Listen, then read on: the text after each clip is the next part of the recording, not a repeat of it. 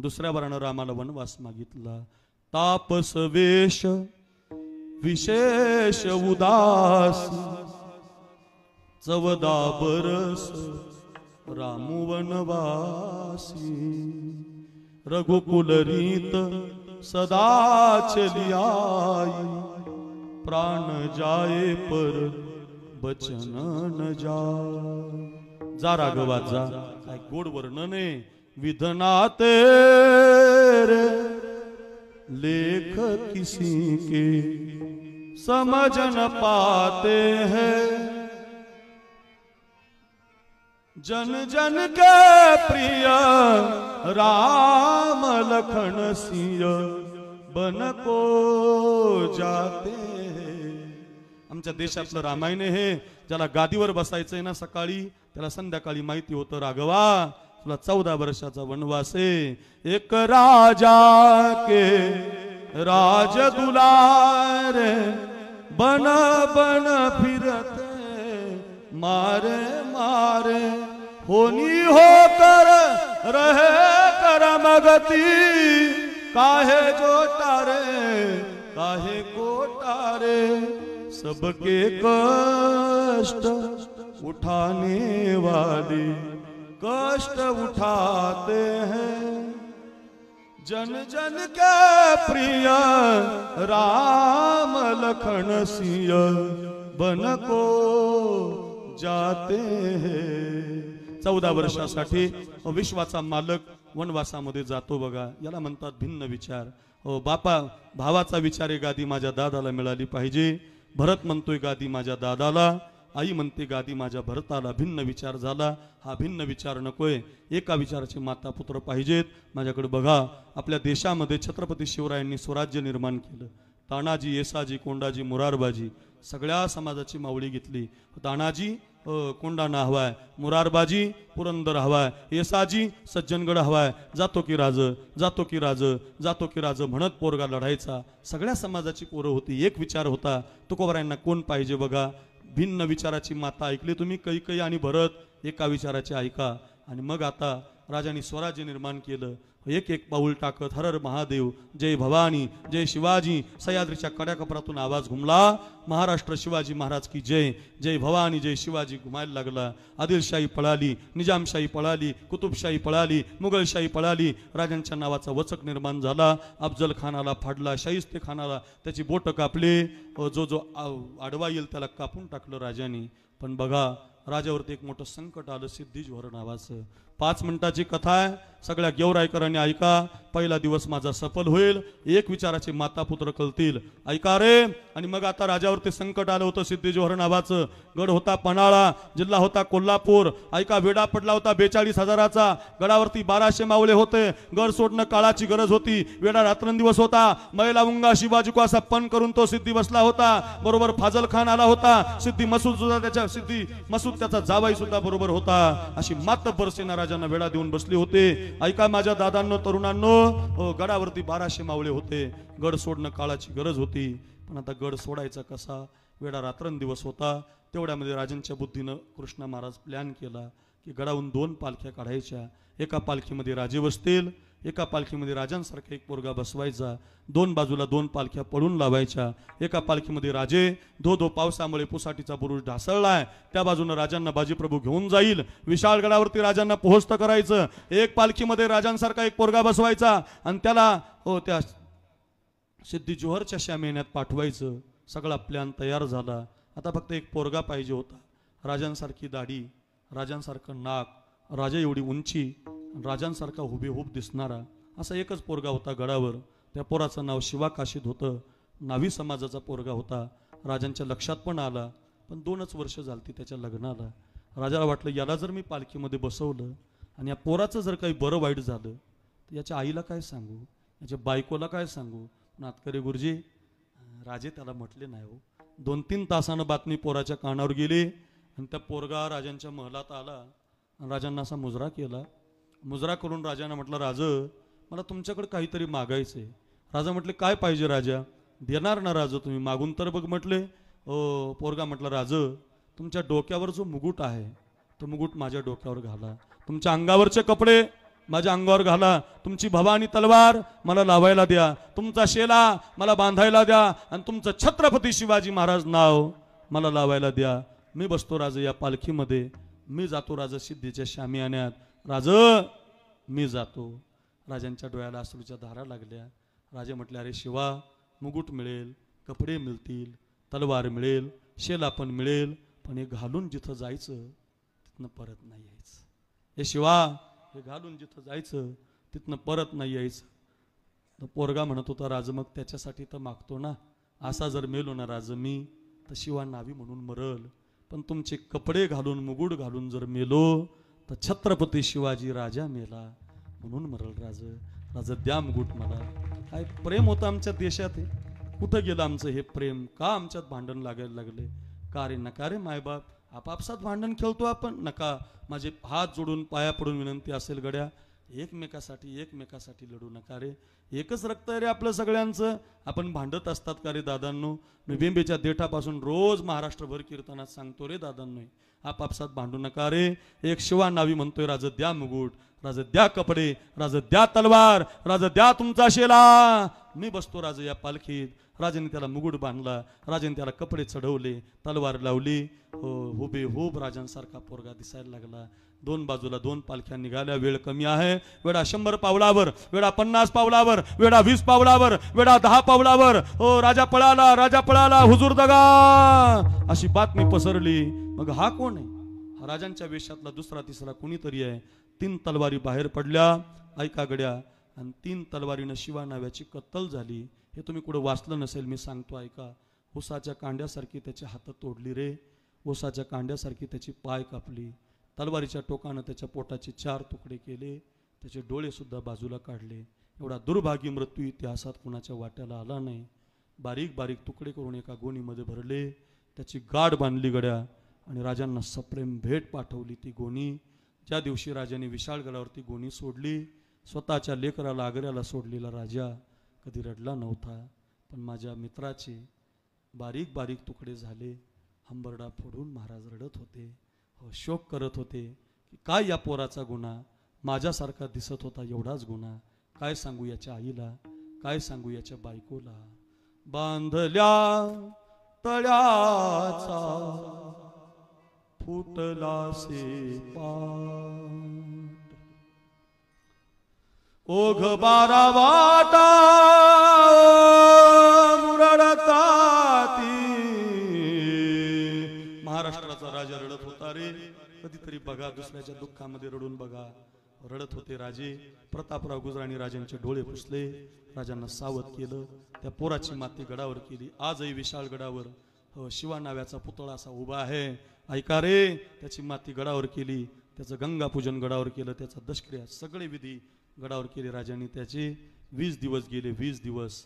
आणि 20 दिवसानं नेमापूर नावाचं कोकणामध्ये गाव आहे, त्या नेमापूरच्या पाटलाला राजांनी पत्र पाठवलं, पाटील उद्या दुपारी 12 वाजता आम्ही गावामध्ये येत आहोत, शिवाच्या आईला निरोप द्या की राजा तुमच्या घरी येणार आहे.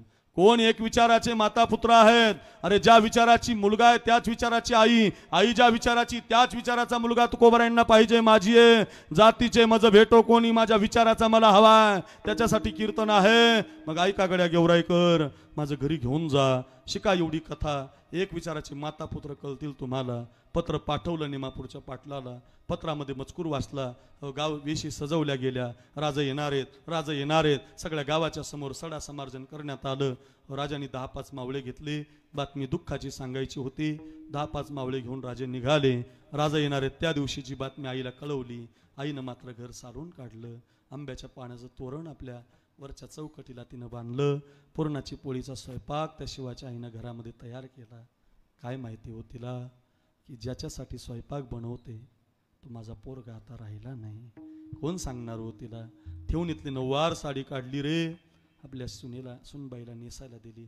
सुनबाई ही साडी नेसा, कपाळभर कुंकू लावा, डोक्यावर पदर घ्या, आरतीचं ताट तयार करा. राजा येणार आहेत, महाराज येणार आहेत, त्याबरोबर तुमचे मालक पण येतील. 6 महिने झाले बाई, नवऱ्याला पाहिलं नाही, म्हणून त्या पोरीनं आरतीचं ताट तयार केलं. कुमकुम तिलप लावला, डोक्यावरती पदर घेतला. हो, सगळ्या कोणी मैत्रिणीने कानातलं दिलं, कोणी गळ्यातलं दिलं. आणि गरिबाची पोर राजांची आरती करायला दरवाजात उभी राहिली. राजा आता गावच्या वेशीला, राजा आता मराठ्याच्या आळीला, राजा आता धनगराच्या आळीला, राजा आता अमक्या आळीला, अशा बातम्या मिळायच्या. राजे आले अशा बातम्या मिळायच्या. पोरगी पुढे सरकली. ऐका, कुमकुम तिलकामध्ये बोट बुडवलं. राजांच्या कपाळी गंध लावायचा म्हणून पुढे सरकली.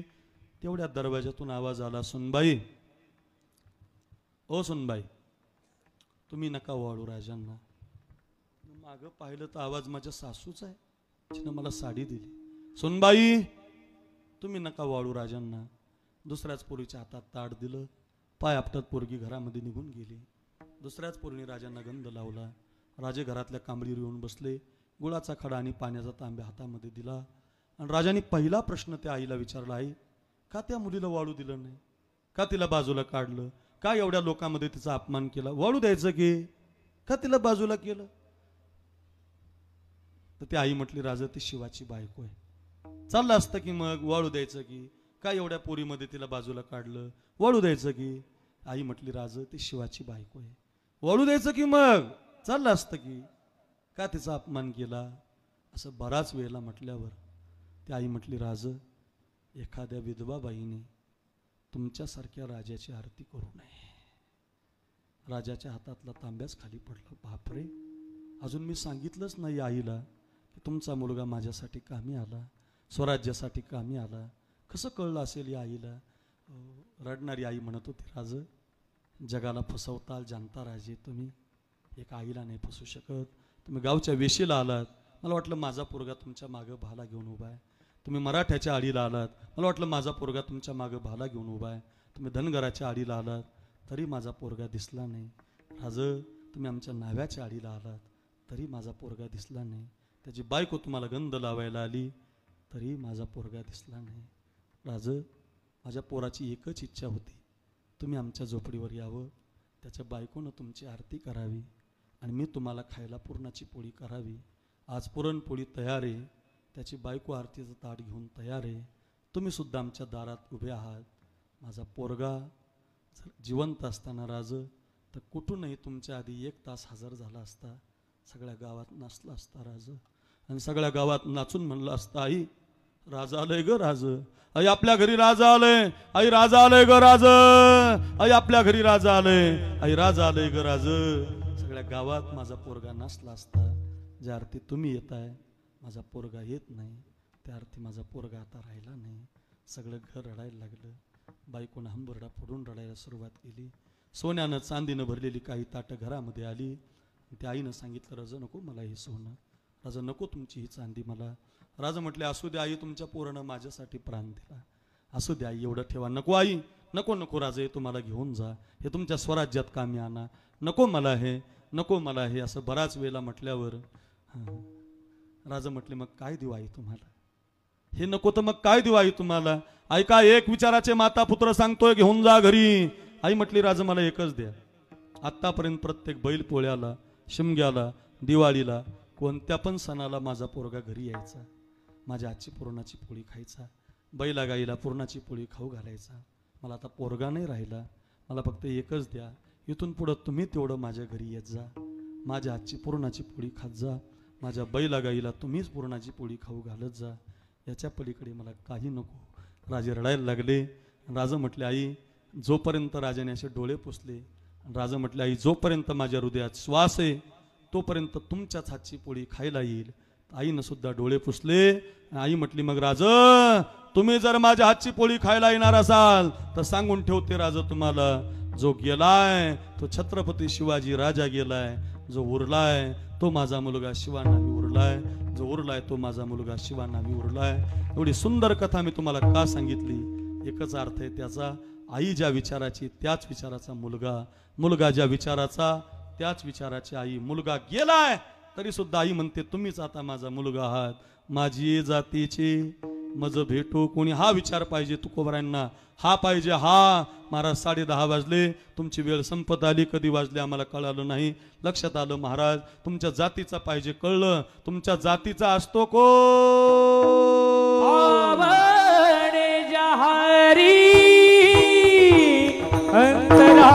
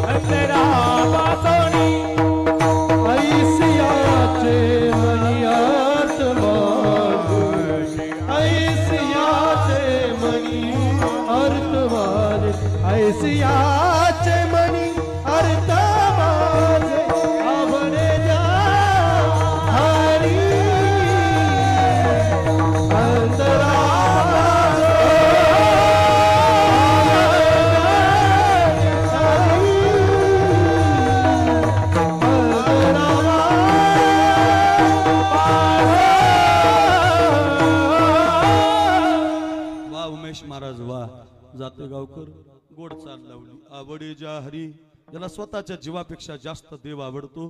अंतरापासून ऐसी आते मनी अर्थ माझे, तो माझ्या जातीचा आहे. हो असा मराठा माळी कुणबी हा नाही, माझ्या जातीचा कोण? ज्याला जीवीची या जीवा, प्रेम भावाची या भावा, तुझं वाचून केशवा आणून आवडे. आपल्या भागातून दिंड्या जातात देवाकडे, खूप दिंड्या. आता आपल्या रोडनी तर खूप दिंड्या जातात. आमचे रामजी बसलेले खूप दिंड्या समोरून हायवेने जातात. सगळ्या दिंड्या आपल्या हॉटेल समोरून, चौकातून खूप दिंड्या. आपल्याकडून 116च होईल महाराजात, एवढ्या दिंड्या इकून जायला लागल्या आता. पण या दिंड्या आहेत ना, पूर्वी आहे ना दिंड्या भजन करत जायच्या. पूर्वी गात जागा गात जागा गात जागा भजन असायचं. आता खात जागा. पंक्ती वाढल्यात. गेवराईत पंगत की लगेच गडीला पंगत, गडी जात नाही की लगेच राणीला पंगत, राणी जात नाही पाडसिंगीला पंगत, पाडसिंगी जात नाही की लगेच पुढं टोल नाक्याला पंगत, टोल नाका जात नाहीत लगेच हिरापूरला पंगत, हिरापूर जात नाही पेडगावला. पंक्ती वाढल्यामुळं टाळकरी पुढच्या गावात, वादक मधल्या गावात, तुळशीवाली त्याच्या मागच्या गावात, हिनेकरी त्याच्या मागच्या. म्हणजे ज्याते जिथं जिथं जेवणाची व्यवस्था आहे तिथं लोक जायला लागली. तसं नसायचं. मी 12 वर्ष आमच्या महाराजांच्या दिंडीमध्ये चाललो. पायामध्ये चप्पल घालीत नव्हतो. काय दिंडी असायची महाराज. आता तशा दिंड्या राहिल्या नाही. फार गोड भजन असायचं. श्री ज्ञानदेव श्री तुकाराम, श्री ज्ञानदेव श्री तुकाराम, श्री ज्ञानदेव श्री तुकाराम, श्री ज्ञानदेव श्री तुकाराम, श्री ज्ञानदेव श्री तुकाराम, श्री ज्ञानदेव श्री तुकाराम. गोड भजन असायचं. ज्ञानोबाराया माझ्या तुकोबाराया. अक्रूर महाराज साखरे नाव युट्यूबला टाका. 200 कीर्तन आहेत, त्याच्यामध्ये सगळी भजनं आहेत. म्हणायला वेळ नाही बरं का आपल्याला. आता कैवल्याचा पुतळा ज्ञानोबाराया, साधकाचा माय बाप ज्ञानोबाराया, ज्ञानोबाराया माझ्या तुकोबाराया. मस्त असायचं भजन. एकदा गाव संपलं गेवराय, एकदा थोडं गडीचं पठार लागलं, शारदा हायस्कूल गेलं, जगदंबा मातेचं मंदिर गेलं, भैयासाहेबाचं दोन्ही बाजूनी त्यांचाच काय म्हटलं त्यांचंच सांगून असं गेलं. पुढे एकदा संपलं की एकदा राणी सोडली की मग आमचा वारकरी वचन ऐका कमलापती. वचन एक टाळ वाजायचं.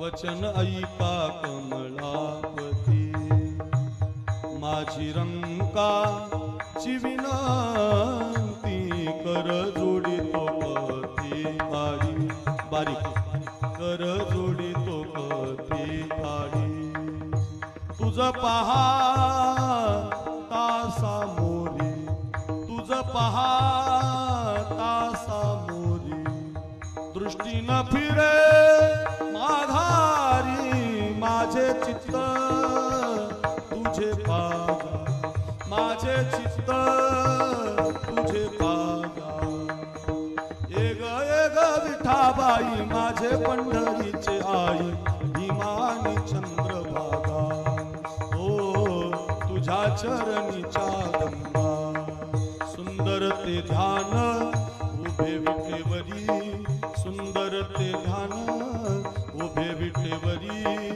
करकटावरी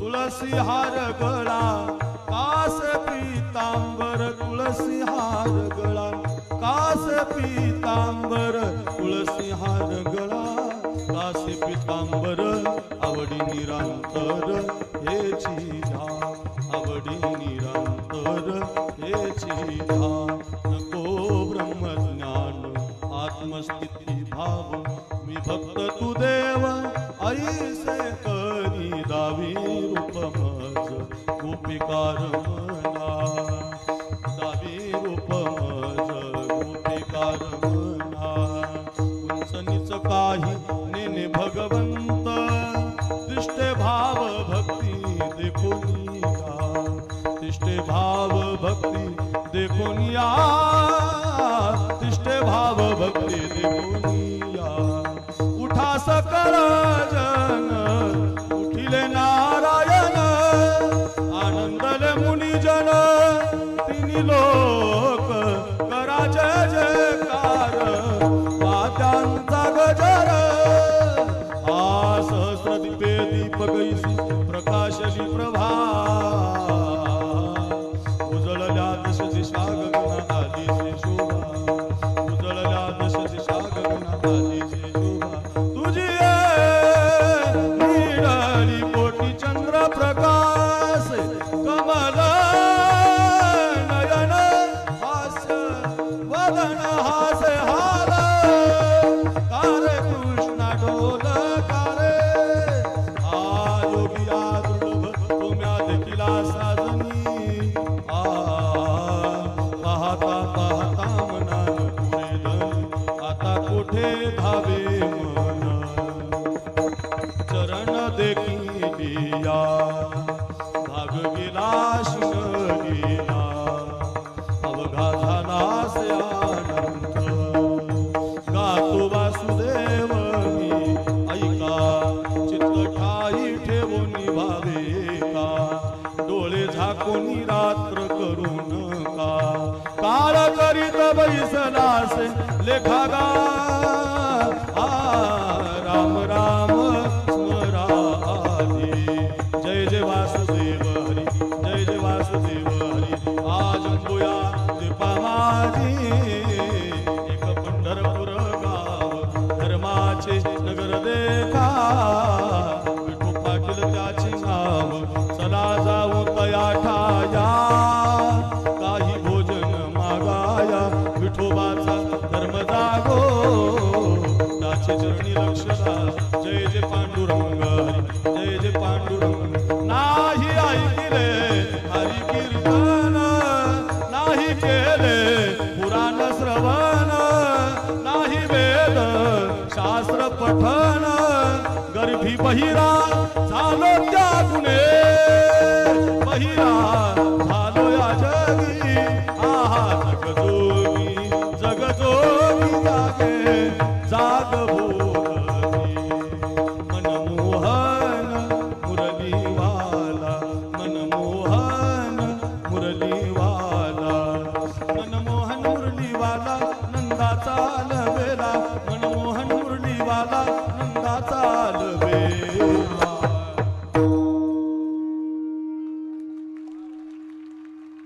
नॉनस्टॉप 2 तास म्हणू शकतो चाटे सर, नॉनस्टॉप. माईक फीक गरज नाही. आपण दिंडीमध्ये चालायला लागल्यावर मी कुणाला म्हणू देत नाही. तेवढ्या चाली आहेत. आमचे गुरुवर्य रखमाजी महाराज नवले. मी पैठणला शिकायला होतो. 6वी पास झालो. मोठे गल्लीत राहत होतो. शिकायला गेलो पैठणला. 7 वर्ष राहिलो. आळंदीला 11 वर्ष राहिलो. भजन केलं महाराज. भजनाचा प्रसाद मिळालेला आहे मला. काय उगाच कीर्तन केसरी थोडी म्हणतात मला. भजन केलेलं आहे. चाली म्हणतो, गातो, लोकांना आवडतात. गाण्याच्या चाली तर कुणीही म्हणतो हो महाराज, पण भजनाच्या चाली म्हणून मोठं होता येतं. ध्यानात ठेवा. असं गोड असतं भजन महाराज. मस्त असतं भजन. मस्त गायलं पाहिजे. नॉनस्टॉप खूप म्हणू शकतो. असं भजन करत 11:15 वाजले. आपली दिंडी पोहोचली होती गंगाखेडला. एक दुसऱ्या चरणासाठी छोटीशी कथा. आणि ती दिंडीतलं भजन ऐकलं एका मुलीनं. त्या पोरीचं नाव होतं जनाबाई. आणि ऐकून तिनं बापाला विचारलं, बाबा ही दिंडी कुठं चालली? म्हटले पंढरीला. बाबा मला या दिंडीत घेऊन चला. आता पोराचा हट्ट असतो ना, मुलाचा हट्ट. आई नव्हती तिला. बापानं तिला पंढरीला नेलं. माझ्याकडे बघा, चंद्रभागेचं स्नान झालं. देवाची आवडणारी कोण कोण तुकोबारांच्या जातीचा कळेल तुम्हाला, ऐका. आणि पंढरीच्या बारीला लागली दर्शनाला जनाबाई. दर्शन करत देवाच्या समोर आली. जसा पाहिला ना पांडुरंग, तसा हृदयबंदी खाना केला. आत विठ्ठल कोंडीला. ओ धरीला पंढरीचा चोर. देव पाहिल्याबरोबर बाबा म्हटली, बाबा हा देव आहे. हो ग जना, जा तुम्ही गावाला. बाबा मला हाच पांडुरंग बघायचा. बापाने एकादशीचा मुक्काम केला, द्वादशीचा केला, काल्याचा केला. पोरगी ऐकत नाही. शेवटी बाप पोरीला सोडून निघून गेला. तसा नाही गेला. आपल्या पोरीचा हात साधूच्या हातात दिला. एक वाक्य माझं घरी घेऊन जा. नाही तुम्हाला काही करता आलं जीवनात, तर निदान तुमच्या मुलाचे हात सज्जनाच्या हातात द्या. तुमच्या मुलीचे हात सज्जनाच्या हातात द्या. हो, नका दारूच्या हातात देऊ. केतन, किंग, टायगर, वजीर बाबा, हिरा, गोवा, ब्रिस्टॉल, गोल्ड आपल्या क्लासिक, उडंगरम, पनामा, कोंबडा, मजूर, गायच्या. एका दमात 200 पुड्या सांगता येतील. 10च्या 4 बाबा होत्या, 2 झाल्या. 3ची ब्रिस्टॉल 10ला झाली. दिवसेंदिवस पैसे वाढत चाललेत. 200 रुपयाच्या पुड्या खातात पोरं आमचे. बापाच्या पायार पिचकारे हाणतात. बाप म्हणतो माझाच असं बांधून बाप हाणला पाहिजे. लाज वाटली पाहिजे बापाला. बापाच्या समोर पोरगा पोळी खातो तरी बाप म्हणतो माझा आहे. अरे कशाचा तुझा? असा नसतो रे. अहिल्याबाई होळकराची कथा वाचा कधीतरी. तिला कळालं होतं माझ्या पोरानं गाईचं बछड उडवलं, तर आईनं तिला असं चौकामध्ये बांधलं होतं पोराला. त्याचे हात बांधले होते, पाय बांधले होते, अंगावून त्याच्या रथ घाला, पोराचा जीवच घेऊन टाका. एका बछड्याला मारतो पोरगा माझा. अरे जिजाऊ म्हणत होती 8 वर्षाचे होते छत्रपती शिवाजी महाराज त्या शिवनेरी गडावर. अक्रूर महाराज साखरे नाव युट्यूबला टाका. हो, कधी शिवाजी महाराज, कधी येसाजी, सगळे उदाहरणं आहेत. आता वेळ नाही आपल्याला तेवढा. हो, 8 वर्षाच्या बाळाला कानाखाली मारली होती जिजाऊनं. कार्य मागितलं म्हणून दिलं नाही. घडवले होते लेकरं या आईनं, घडवले होते लेकरं बापानं. आताचा पोरगा बापाच्या समोर मोबाईल पाहतो तरी बाप त्याला काही म्हणत नाही. फार वाईट काळ आला. हो, सगळ्या मायबापाला विनंती असेल, जर आपल्या पोरांकडे लक्ष द्या. विनंती असेल, बेंबीच्या देठापासून सांगतो, जर तुम्ही तुमच्या पोरांना शिकवलं नाही, मग ते आता पुढे कीर्तनाला येणार नाही. बघा ना, तुम्ही फार कमी तरुण येतात कीर्तनाला. कीर्तनकार तरुण आहे, गायक तरुण आहे, वादक तरुण आहे, पण कीर्तनकार पोरं ऐकायला येत नाहीत का? ते पुण्यामध्ये, ते बिग बॉसमध्ये, ते मोबाईलमध्ये, रील्समध्ये रमून गेलेली आहेत. नका रे दादांनो, पाहू नका असं माझं मत नाही, पण आपल्या धर्माचं आपल्याला माहिती नसावं. आपली भगवद्गीता, आपले शिवाजी महाराज, आपला तानाजी, आपल्या अहिल्याबाई आपल्याला माहिती, आपले भगवान बाबा, आपले वामन भाऊ महाराज, आपले नगद नारायण महाराज आपल्याला माहिती नसतील, तर मग आपल्या धर्माचा काय फायदा? हो, सप्ताह काय उगीच हे दादांचं अभिष्ट चिंतन काय पैसा जास्त झाला म्हणून नाही करत ही मंडळी. या निमित्तानं आमच्या तालुक्याची तरुण इथं आली पाहिजे, त्यांची व्यसनं सुटली पाहिजे, दादांच्या पाठीमागं खंबीर नेतृत्व उभं राहिलं पाहिजे. या सगळ्यांचा तो हेतू असतो रे. म्हणून जर कीर्तन असतील, म्हणून जर सप्ताह असतील, म्हणून जर कथा असेल, तर माझं लक्षात ठेवा, सावधान राहा. बापानं पोरीचा हात दिला सज्जन नामदेवरायच्या हातात. बाप बिनधास्त निघून गेला. भजन करणाऱ्या नामदेवरायांनी पाहिलं तर कोणीतरी मुलगी आहे, कुठं राहते? अनाथ आहे. बाप निघून गेला, आई लहानपणीच मरून गेली, कुठं राहणार? तुमच्या हातात आत आहे. त्यालाच तर साधू म्हणतात. दया करणे जे पुत्रासी, तेची दासानी दासी, जासी अपंगिता नाही, त्यासी धरी जो हृदयी. जे कारंजले गांजले, त्यासी म्हणे जो आपुले तोची साधू ओळखावा देव तेथेची जाणावा. अरे त्यालाच तर साधू म्हणतात. घरी आणलं पोरीला, घरी ती मुलगी पाट उठून देवाकडे निघाली. तेवढ्यात आवाज आला, जना 14 माणसाचं दळण दळावं लागतं, जना 14 माणसाचा स्वयंपाक करावा लागतो, जना कपडे भांडे आपल्यासारखा संसार तिच्या पदरामध्ये पडला. मंदिरात जायला वेळ नव्हता हो तिला. माझ्या बहिणींनो ऐका, त्या जात्यामध्ये दाणे भरायची, हातामध्ये खुंटा घ्यायची, दळण दळता दळता म्हणायची, देवा येई गा तू माय बापा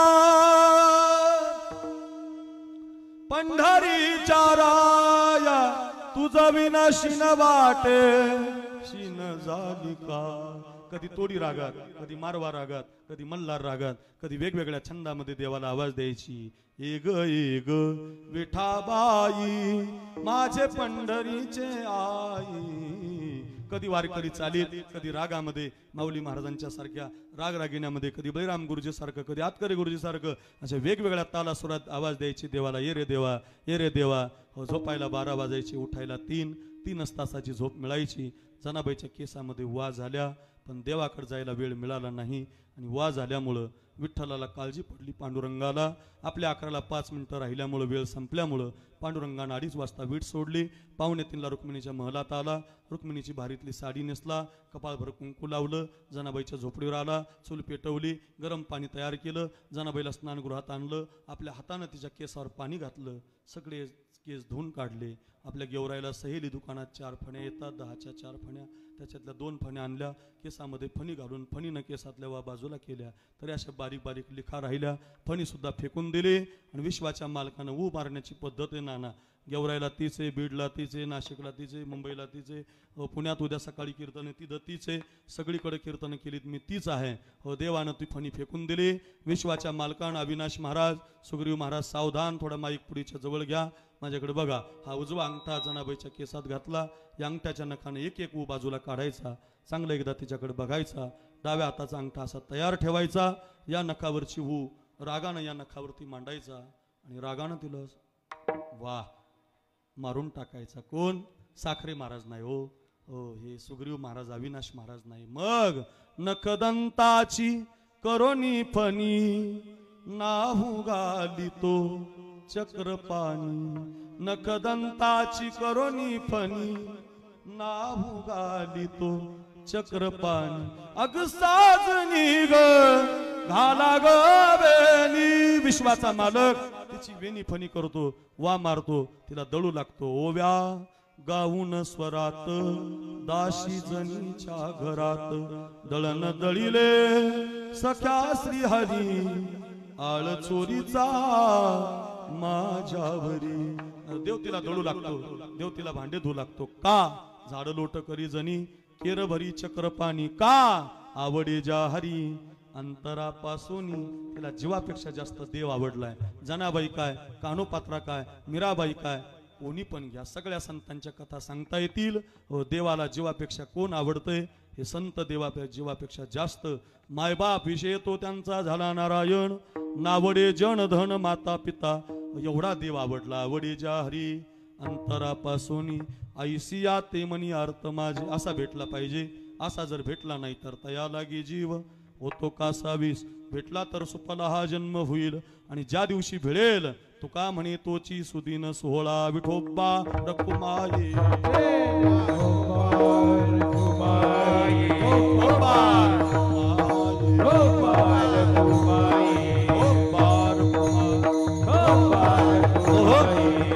अभंगाचा धावता भावार्थ. आपण 1-5 मिनिट, अजून 1-2 मिनिटं कोणी उठू नका. झालंय कीर्तन. कधी एक चरण संपलं, कधी 11 वाजले आपल्याला कळालं नाही. पहिला दिवस आहे, थोडंसं 10-5 मिनिटं इकडे तिकडे झालंय, माफी मागतो. उद्या मात्र बरोबर वेळेला सुरुवात होईल. छान कार्यक्रम आपल्या गेवराईकरांना अनुभवायला मिळतोय. आपल्या सगळ्यांच्या वतीनं दादांचं हे 87 वर्षाचं अभिष्ट चिंतन आहे. आणि आपल्या तालुक्याला उजवा कालवा असेल, विद्युत रोषणाई असेल, त्या काळामध्ये मंत्री राहिले ते 25 वर्ष 20 वर्ष आमदार म्हणून त्यांनी या गेवराई तालुक्याचं नेतृत्व केलं. त्यांच्या पाठीमागे भैयासाहेब असतील, आता सध्या विजयराजे खूप प्रयत्नशील आहेत. प्रत्येक गावात जातात, प्रत्येकाच्या सुखदुःखात उभं राहत आहेत आणि सगळ्यांना आपलंसं करण्याचा प्रयत्न करत आहेत. माझ्या तालुक्याचा विकास झाला पाहिजे, सर्वांगीण विकास व्हावा आणि आमच्या दादांना, ज्या कार्यकर्त्याला दादांनी सांभाळलं, ज्या कार्यकर्त्याला उभं केलं, ते सगळी कार्यकर्ते एका विचाराने एकत्रित येतात आणि आपल्या गेवराई शहरामध्ये पत्रकार असतील, चाटेसर असतील, आपण सगळे, जगन पाटील असाल, कुमाररावजी असाल, सभापती, उपसभापती, ज्यांना ज्यांना पदं मिळाली, दादांनी मिळवून दिली, साहेबांनी मिळवून दिली, विजयराजेंनी मिळवून दिली, उभं केलं त्यांना, माळी काय, मराठा काय, धनगर काय, वंजारी, सगळ्या समाजाला दादांनी एकत्रित आणलं. आजही सगळ्या समाजाची मूठ बांधणारे फक्त शिवाजीराव दादा पंडित आहेत आणि त्यांच्या पाठीमागे आपण उभं राहिलं पाहिजे आणि त्या नेतृत्वासाठी आपण हा अविष्टचिंतन सोहळा करतो. म्हणून अगदी आपल्या सगळ्यांनी 2 हात वर असे करा, सगळ्यांनी, ज्याला हात आहेत त्यांनी हात वर करा. पहिल्या दिवशीचं हे भजन दादांना 87 वर्षाच्या वाढदिवसाचं शुभेच्छा देणार आहे. सगळ्यांनी माझ्या मागे म्हणा, ज्ञानोबाराया माझ्या तुकोबारा, हे वादका ज्ञानोबाराया, सगळ्यांनी म्हणा, सगळ्यांनी म्हणा, तुकोबाराया, कैवल्याचा पुतळा ज्ञानोबाराया, सगळ्यांनी म्हणा, कैवल्याचा पुतळा ज्ञानोबाराया, साधकाचा माय बाप ज्ञानोबाराया, साधकाचा माय बाप ज्ञानोबाराया, ज्ञानोबाराया, तुकोबाराया, ज्ञानोबाराया, माझ्या तुकोबाराया, ज्ञानोबाराया, माझ्या तुकोबाराया, ज्ञानोबाराया, माझ्या तुकोबाराया. असेच हे हात भजनाचं चिंतन करणारी, दान करणारी, एका विचाराने एकत्रित येणारी, माझ्या जातीची, माझ्या विचाराचं, मग ते जेवढी उदाहरणं दिली मी तुम्हाला, एक विचाराचं बना, या एक विचारानं दादांना अविष्ट चिंतन सोहळ्याची अगदी त्यांना या शुभेच्छा मिळाल्याशिवाय राहणार नाही आणि मिळतील. हा हेतू त्याच्या मागचा आहे. आपल्या गेवराईकरांसाठी मोठी पर्वणी आहे. रोजच कीर्तन करतो आपण, पण एवढा सुंदर माहोल या ठिकाणी होत असतो. दैदिप्यमान कार्यक्रम, आध्यात्मिक कार्यक्रम हा सोहळा या ठिकाणी आहे. सगळ्या मातांना विनंती असेल, फार गोड अशी कथा हरिहर महाराजांची आहे, आपल्या गेवराईला ती अनुभवायला मिळते, ऐकायला मिळते. सगळ्यांनी या. उद्या पण कीर्तन आहेत. उमेश महाराजांचं खूप छान कार्यक्रम आपल्या गेवराईकरांनी प्रतिवर्षी अनुभवलेले आहेत आणि गर्दी करा आणि सगळ्यांनी हा कार्यक्रम आपला आहे आणि आपलंच हे आहे असं दालन समजून सगळ्यांनी या. ज्ञानेश्वर माऊली, ज्ञानराज माऊली.